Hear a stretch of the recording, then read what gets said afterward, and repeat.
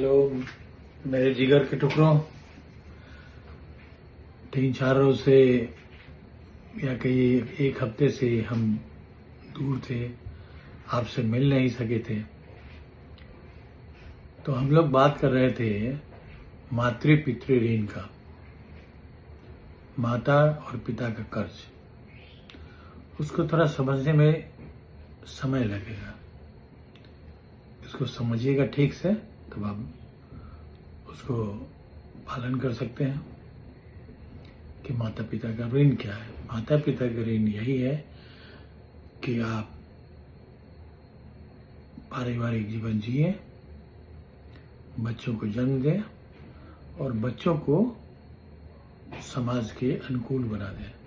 समाज के अनुकूल का मतलब उन्हें सबसे पहले ड्यूटी आपको समझ आनी पड़ेगी, धीरे धीरे समझाना पड़ेगा कि बच्चों का रहन सहन कैसा हो, किस तरह से मनुष्य को रहना चाहिए, उसके अंदर करुणा की भावना जगे। इन्हीं सब बातों से वह आत्मनिर्भर भी बनेगा और समाज के अनुकूल भी बनेगा। जब तक उसके अंदर करुणा की भावना पैदा नहीं करेंगे तो करुणामय तो होगा नहीं। हमारे धरती पर भगवान बुद्ध आए, उन्होंने भी करुणा, मानव में करुणा होना चाहिए, करुणामय जीवन उसको बनाना है और वो बनेगा आपके दिए संस्कारों से। काम, क्रोध, लोभ, मोह, ईर्ष्या, द्वेष, घृणा, ये 7 विकार हैं और ये 7 चीज ही रोग का कारण है। जितने भी हमारे शरीर में रोग जन्म लेते हैं इन 7 कारणों से, काम, क्रोध, लोभ, मोह, ईर्ष्या, द्वेष, घृणा, ये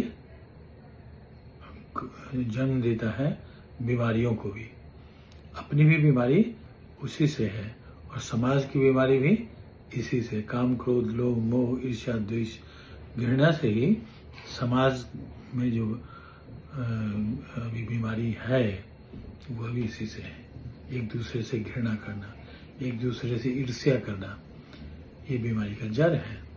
आप बीमार हो जाएंगे जब दूसरों के बारे में ज्यादा सोचना शुरू करेंगे या कर रहे हैं।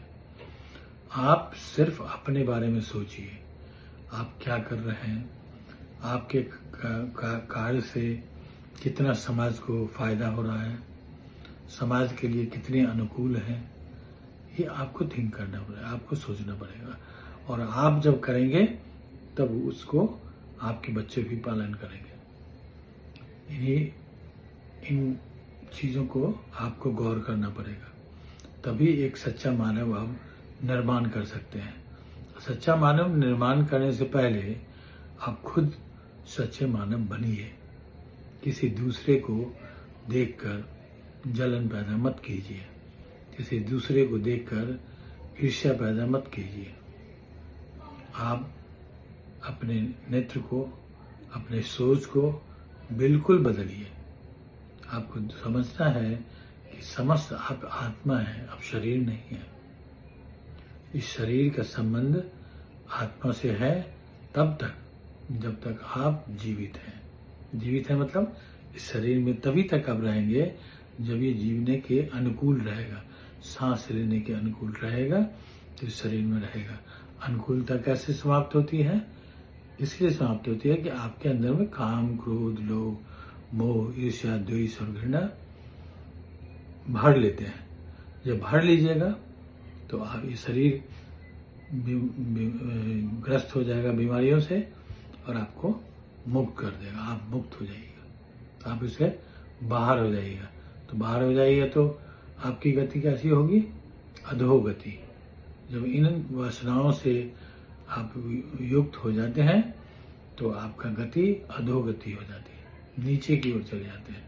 ये जानवरों में भी है।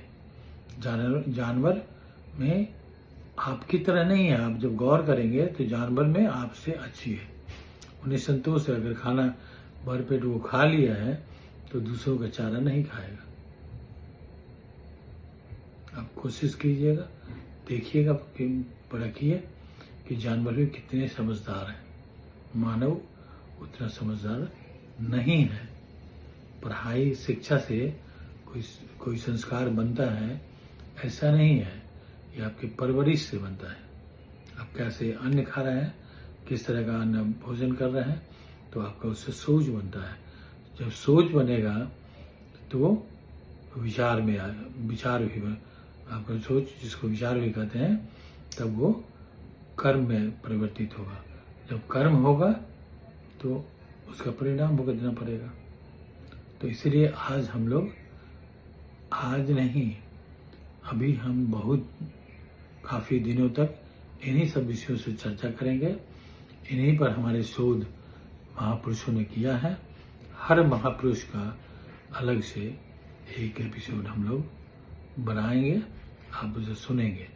नमस्कार।